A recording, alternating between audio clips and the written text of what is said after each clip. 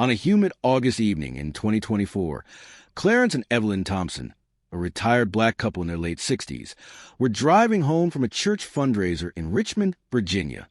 Clarence, a former high school principal, and Evelyn, a retired nurse, had lived in their close-knit community for over 4 decades. They were respected figures, known for their volunteer work and quiet dignity. That evening, their lives took an unexpected turn when a routine drive became a flashpoint for injustice, only to be met with the swift intervention of their son, Major Darius Thompson, a decorated Marine Corps officer. The Thompsons were just a mile from home when a police cruiser's flashing lights appeared in their rear-view mirror. Officer Michael Reynolds, a 15-year veteran of the Richmond Police Department, and his partner, Officer Stephen Holt, signaled for Clarence to pull over. The stated reason was a faulty brake light, though Clarence, meticulous about car maintenance, doubted the claim. He pulled over calmly, hands visible on the steering wheel, as he and Evelyn had done countless times over the years, wary of how such encounters could escalate for black drivers. Reynolds approached the driver's side, his tone sharp from the start. He demanded Clarence's license and registration, barely glancing at the documents before accusing him of suspicious driving. Evelyn, sitting in the passenger seat, politely asked what specific issue prompted the stop. Holt, standing near her window, snapped, "Stay quiet, ma'am, or this gets worse." The officer's demeanor suggested they were looking for a problem, not a solution. Clarence handed over his documents, explaining that he was a retired educator and they were returning from a church event. Reynolds smirked, muttering something about not caring who you are. The situation escalated quickly. Reynolds claimed the car's registration didn't check out, despite Clarence's insistence that all paperwork was valid. Holt began searching the vehicle's exterior without consent, shining his flashlight into the back seat as if looking for contraband. Evelyn, growing anxious, reached for her phone to record the interaction, a move she'd learned from community workshops on police encounters. Holt shouted at her to put the phone down, threatening to arrest her for interfering. Clarence, trying to de-escalate, asked to speak to a supervisor. Reynolds laughed, saying, "You don't get to make demands." Unbeknownst to the officers, Evelyn had managed to send a quick text to their son, Darius, who was visiting from his base in Quantico, about 60 miles away. Darius, a 38-year-old Marine Corps major with 2 tours in Afghanistan, was at a nearby friend's house when he received a message. "Police stopped us." "Not right. Please come."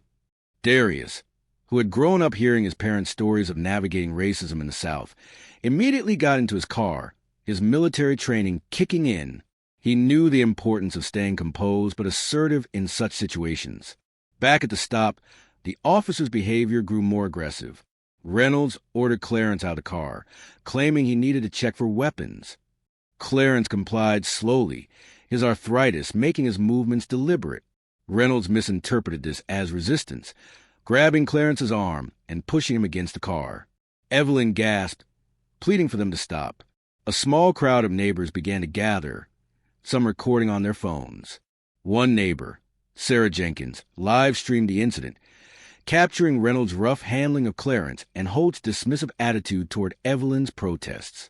The video, time-stamped 6:42 p.m., began circulating online, drawing immediate attention. Darius arrived 25 minutes after his mother's text, pulling up in his Jeep, still in his Marine Corps service uniform. The sight of a 6 feet 2 inches black man in full military regalia stepping out of the vehicle shifted the dynamic instantly. Reynolds and Holt, who had been berating Clarence, paused as Darius approached, his posture calm but commanding. "I'm Major Darius Thompson, United States Marine Corps," he said, his voice steady. "These are my parents. What's the issue here?" The officers, caught off guard, stammered. Reynolds claimed it was a routine stop, but Darius pressed for specifics, noting the lack of a clear violation. Darius's presence changed everything. He asked to see the officers' body camera footage and demanded their badge numbers, which they reluctantly provided. He also requested a supervisor, echoing his father's earlier plea. This time, Reynolds complied, radioing for Lieutenant Karen Brooks, who arrived 10 minutes later. By then, the crowd had grown, and Sarah's live stream had garnered thousands of views, with comments flooding in about the officer's conduct.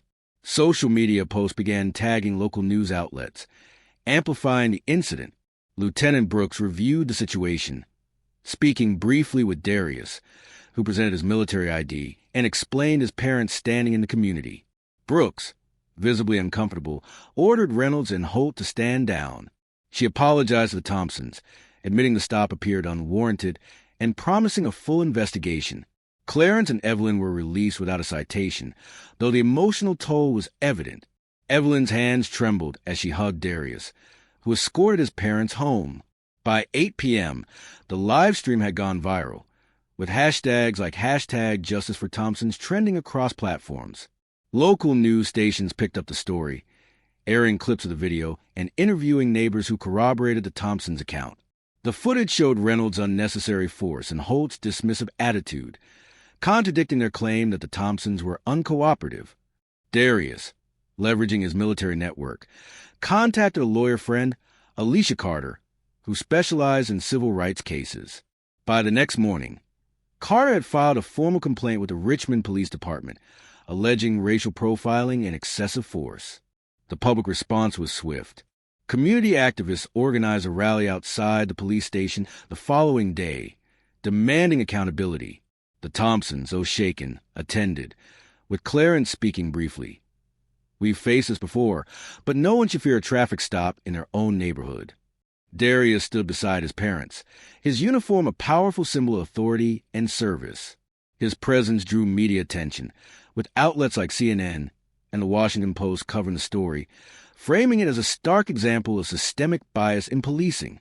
The Richmond Police Department placed Reynolds and Holt on administrative leave within 48 hours.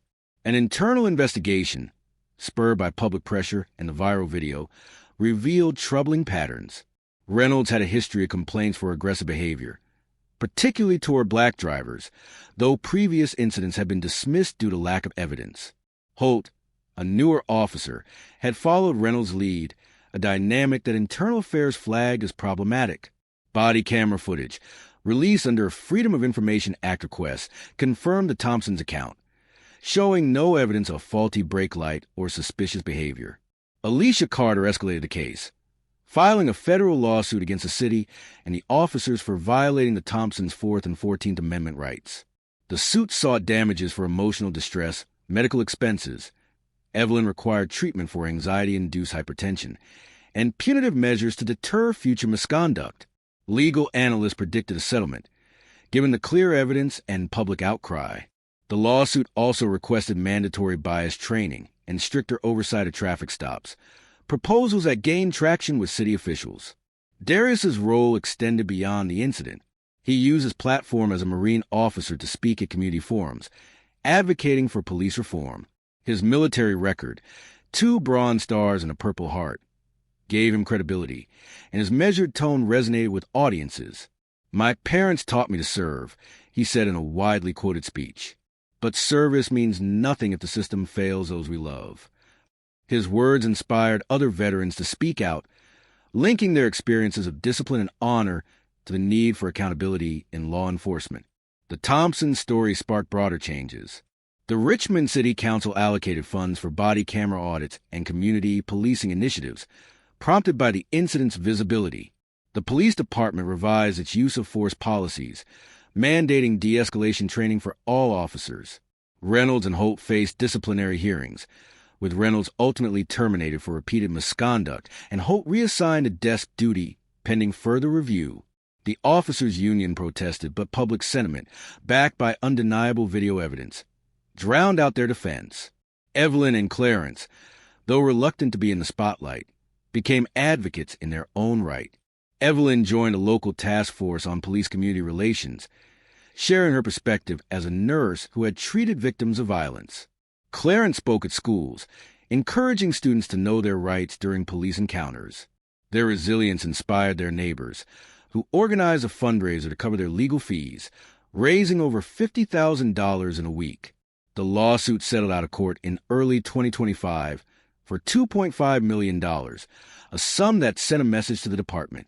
The Thompsons donated a portion to a scholarship fund for black students pursuing careers in public service, named in honor of Darius's military service. The incident also prompted national discussions, with activists citing it as evidence of the need for systemic reform. A congressional hearing on police accountability referenced the case, with Darius testifying about the importance of trust between communities and law enforcement.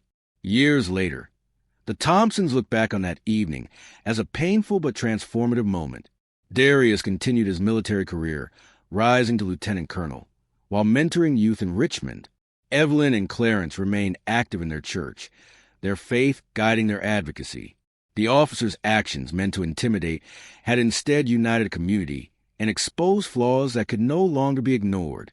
The Thompson story became a case study in resilience, proving that even in the face of injustice, one family's strength and Marine's timely arrival could change the course of history.